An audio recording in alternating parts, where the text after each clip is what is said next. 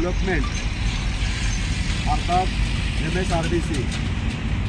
MSRDCचे जे सोलापूर शहराच्या लगत असलेले टोलनाके या ठिकाणी भारतीय राज्य महामार्ग प्राधिकरण यांनी जवळपास 2016, 2017, 2018, 2019, 2020 ते 2025 या कालावधीमध्ये हे टोल प्लाझा बंद करा. कुंभारी टोल प्लाझा इथे 4 टोल प्लाझा आहेत ते बंद करा म्हणून असं या ठिकाणी पत्र व्यवहार केलं आहे, पत्र पाठवलं, अनेक पत्र पाठवलेत.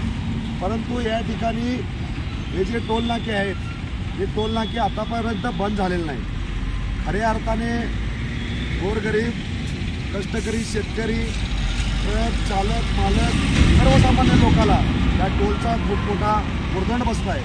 कारण जवळपास 30 किलोमीटरच्या अंतरात 2 टोल नाके, अर्थातच म्हणजे कुंभारी टोल नाका जर टोल नाक्याला 125 रुपये आणि वळसंग टोल नाका 125, म्हणजे 30 किलोमीटरचं अंतर जर पार करायचं असेल तर जवळपास ट्रक चालकाला 250 रुपये या ठिकाणी द्यावं लागतं.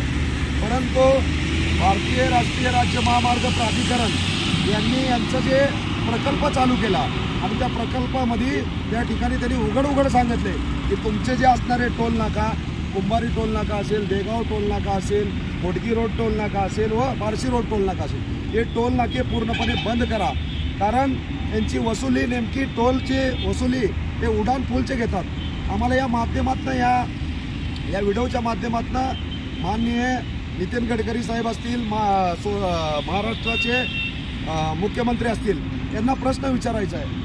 जर MSRDC टोल वसुली करत आहे, जे शहराचे झालेले शहराच्या लगतचे उड्डाण पूल आहेत त्याची वसुली हे म्हणतात MSRDC. मग MSRDC असेल तर सोलापूर महानगरपालिका कशाचा कर वसूल करते? हा सगळ्यात मोठा प्रश्न. नेमकं चाललंय काय? सर्वसामान्य लोकाला, ट्रक चालक, मालक यांना मोठ्या प्रमाणात लूटमार करायला हे टोल जे 4 टोल नाके आहेत हे गुंडगिरीच्या टोळ्या ठेवून बेकायदेशीरपणे वसुली चालू आहे. या ठिकाणी त्यांचा फास्ट्रॅग नाही, रोख पैसे मागतात. जर तुम्ही नियमात असाल तर तुम्हाला कंपल्सरी फास्टॅग असणं गरजेचं आहे, पण ते फास्टॅग वापरत नाहीत, रोख पैसे घेतात. आणि मध्यरात्री तर सर्वसामान्य ट्रक चालक, मालक यांच्याकडून जवळपास 1000, 1200, 1500 म्हणजे यांच्या मनाला येईल त्याप्रमाणे हे वसुली करतात. आज भारतीय राष्ट्र महामार्ग प्राधिकरण प्रकल्प अधिकारी कासर साहेब यांना आम्ही इशारा दिला आहे, तुम्ही या ठिकाणी या लोकाला आदेश नाही काढला, जर तुम्ही जर ह्याची हालचाल नाही केली तर आम्ही येणाऱ्या काळात तुमच्या ऑफिससमोर टोल बंद आंदोलन या ठिकाणी आम्ही पुकारणार आहे. आणि लवकरच या ठिकाणी आम्ही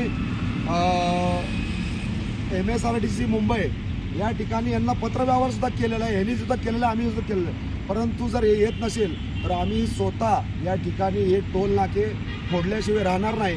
आमच्यावर सर्वसामान्य शेतकरी, ट्रक चालक, मालक, सर्वसामान्य लोकांसाठी एखादा गुन्हा जरी दाखल झाला तर होऊ दे, काय हरकत नाही. सर्वसामान्य शेतकऱ्याच्या न्याय हक्कासाठी युवा भीमसेना कायम रस्त्यावर असते.